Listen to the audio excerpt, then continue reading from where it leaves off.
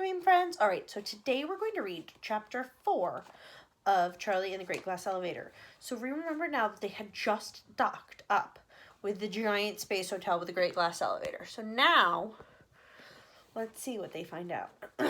Chapter 4, The President. Half a mile back, Shuckworth, Shanks, and Showler were keeping the television camera aimed all the time at the glass elevator. All across the world, millions and millions of people were clustered around their TV screens, watching tensely the drama being acted out 240 miles above the earth. In his study in the White House sat Lancelot R. Gilgrass, President of the United States of America, the most powerful person on earth. In this moment of crisis, all his most important advisors had been summoned urgently to his presence, and there they all were now, following closely on the giant television screen every move made by this dangerous-looking glass capsule and its 8 desperate-looking astronauts. The entire cabinet was present. The chief of the army was there, together with 4 other generals. There was the chief of the Navy and the chief of the Air Force, and a sword swallower from Afghanistan, who was the president's best friend. There was the president's chief financial advisor, who was standing in the middle of the room trying to balance the budget on the top of his head, but it kept falling off. Standing nearest of all to the president was the vice president, a huge lady of 89 with a whiskery chin. She had been the president's nurse when he was a baby, and her name was Mrs. Tibbs. Mrs. Tibbs was the power behind the throne. She stood no nonsense from anyone. Some people said that she was as strict with the president now as when he was a little boy. She was the terror of the White House, and even the head of the FBI broke into a sweat when summoned to her presence. Only the president was allowed to call her Nanny. The president's famous cat, Mrs. Tobsypuss, was also in the room. There was absolute silence now in the presidential study. All eyes were riveted on the TV screen as the small glass object with its booster rockets firing slid smoothly up behind the giant space hotel. "They're going to link up," shouted the president. "They're going to board our space hotel." "They're going to blow it up," cried the chief of army. "Let's blow them up first. Crash, bang, well, bang, bang, bang, bang." The chief of the army was wearing so many metal ribbons that they covered the entire front of his tunic on both sides and spread down onto his pants as well. "Come on, Mr. P," he said. "Let's have some really super-duper explosions." Was he being a very good role model? I don't think so. "Silence, you silly boy," said Miss Tibbs, and the chief of the army slunk into a corner. "Listen," said the president. "The point is this. Who are they, and where do they come from? Where's my chief spy?" "Here, sir, Mr. President, sir," said the chief spy. He had a false mustache, a false beard, false eyelashes, false teeth, and a falsetto voice. "Knock, knock," said the president. "Who's there?" said the chief spy. "Courtney." "Courtney who?" "Courtney one yet," said the president. There was brief silence. "The president asked you a question," said Miss Tibbs in an icy voice. "Have you Courtney one yet?" "No, ma'am, not yet," said the chief spy, beginning to twitch. "Well, here's your chance," snarled Mrs. Tibbs. "Quite right," said the president. "Tell me immediately who those people are in that glass capsule." "Aha," said the chief spy, twirling his false mustache. "That is a very difficult question." "You mean you don't know?" "I mean I do know, Mr. President. At least I think I know. Listen, we have just launched the finest hotel in the world, right?" "Right. And who is so madly jealous of this wonderful hotel of ours that he wants to blow it up?" "Miss Tibbs," said the president. "Wrong," said the chief spy. "Try again." "Well," said the president, thinking deeply, "in that case, could it not perhaps be some other hotel owner who is envious of our lovely hotel?" "Brilliant!" cried the chief spy. "Go on, sir, you're getting warm." It's Mr. Waldorf," said the president, or Mr. Astoria." The president is very smart in this book. "Warmer and warmer, Mr. President. Mr. Ritz?" "You're hot, sir. You're boiling hot. Go on." "I've got it," cried the president. "It's Mr. Hilton." "Well done, sir," said the chief spy. "Are you sure it's him?" "Not sure, but it is certainly a warm possibility, Mr. President. After all, Mr. Hilton's got hotels in just about every country in the world, but he hasn't got one in space. And we have. He must be madder than a maggot." "By gum, we'll soon fix this," snapped the president, grabbing one of the 5 telephones on his desk. "Hello," he said into the phone. "Hello, hello, hello. Where's the operator?" He jiggled furiously on the little thing you jiggle when you want the operator. "Operator, where are you?" "They won't answer you now," said Mrs. Tibbs. "They're all watching television."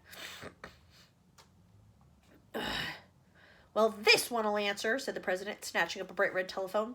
This was the hotline direct to the premier of Soviet Russia in Moscow. It was always open and only used in terrible emergencies. Hold on, guys, real quick. Soviet Russia isn't a thing anymore. The Soviet Union disbanded before Nicole was born. It's really old. This book was written before Nicole was born. So some of the countries they're talking about don't actually exist anymore. So just keep that in the back of your mind. So like Soviet Russia, even though we have a country called Russia, was very different than the Russia we know. Cool? Cool. It was always open and only used in terrible emergencies. It's just as likely to be the Russians as Mr. Hilton, the president went on. Don't you agree, Nanny? It's bound to be the Russians, said Miss Tibbs. Premier Yugatov speaking, said the voice from Moscow. What's on your mind, Mr. President? Knock, knock, said the president. Who's there, said the Soviet premier. Warren. Warren who? War and Peace by Leo Tolstoy, said the president. Now, here, Yugatov. You get those astronauts of yours off that space hotels of ours this instant. Otherwise, I'm afraid we're going to have to show you what we got where you get off, Yugatov. Those astronauts are not Russians, Mr. President. He's lying, said Mrs. Tibbs. You're lying, said the president. Not lying, sir, said Premier Yugatov. Have you looked closely at those astronauts in the glass box? I myself cannot see them too clearly on my TV screen, but one of them, the little one with the pointed beard and the top hat, definitely does not look Russian. In fact, he very much reminds me of my friend, the Prime Minister. Great garbage, cried the president, slamming down the red phone, picking up another one. The porcelain phone went directly to the head of the Chinese Republic in Peking. Hello, hello, hello, said the president.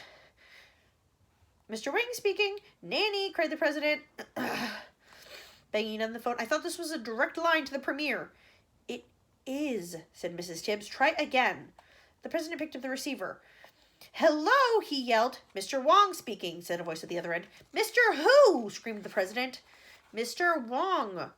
Assistant Station Master Chunking, and if you're asking about the 10 o'clock train, the 10 o'clock train no longer running today. Boiler burst.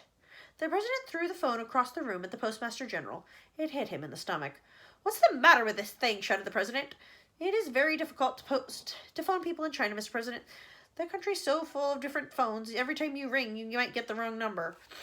You're not kidding, said the president. The postmaster general placed the telephone on the desk.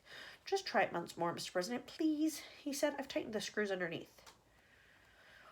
The president again picked up the receiver. Greetings, Honorable President, said a soft, faraway voice. Here's Assistant Premier Chondat speaking. How can I do for you?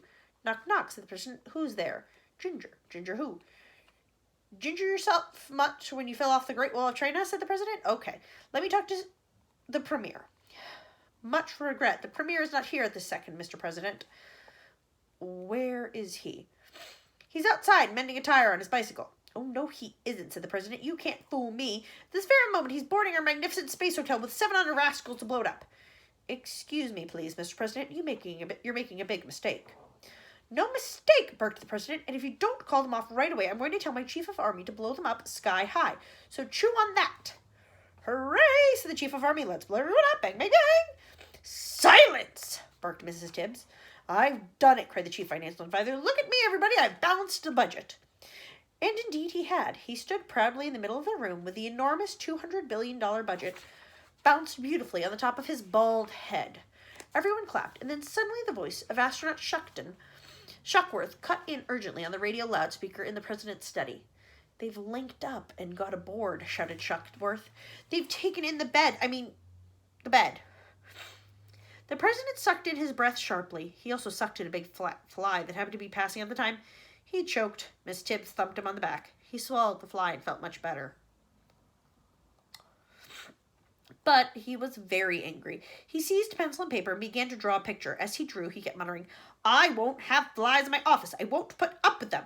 His advisor waited eagerly for what was coming. They knew that the great man was about to give the world yet another of his brilliant inventions. The last had been the Gilligrass left-handed corkscrew, which had been hailed by left-handers across the nation as one of the greatest blessings of the century. There you are, said the president, holding up the paper. This is the Gilligrass patent fly trap. They all crowded around to look.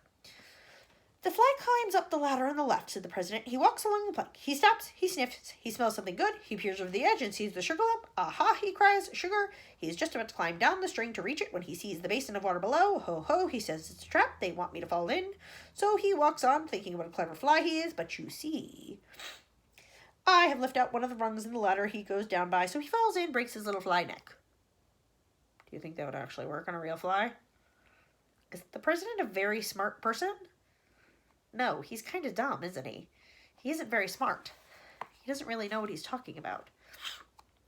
Tremendous, Mr. President, they all exclaimed. Fantastic, a stroke of genius. I wish to order 100,000 for the army immediately, said the chief of the army. Thank you, said the president, making a careful note of the order. I repeat, said the frantic voice of Shuckworth over the loudspeaker. They've gone on board and they've taken the bed with them.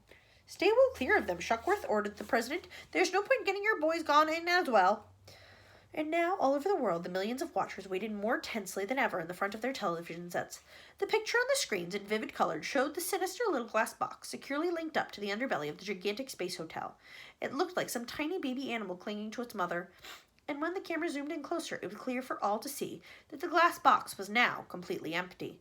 All 8 of the desperados had climbed aboard the space hotel, and they had taken their bomb bed with them. All right, my friends, that is the end of Chapter 4. Next time we'll read Chapter 5. Bye!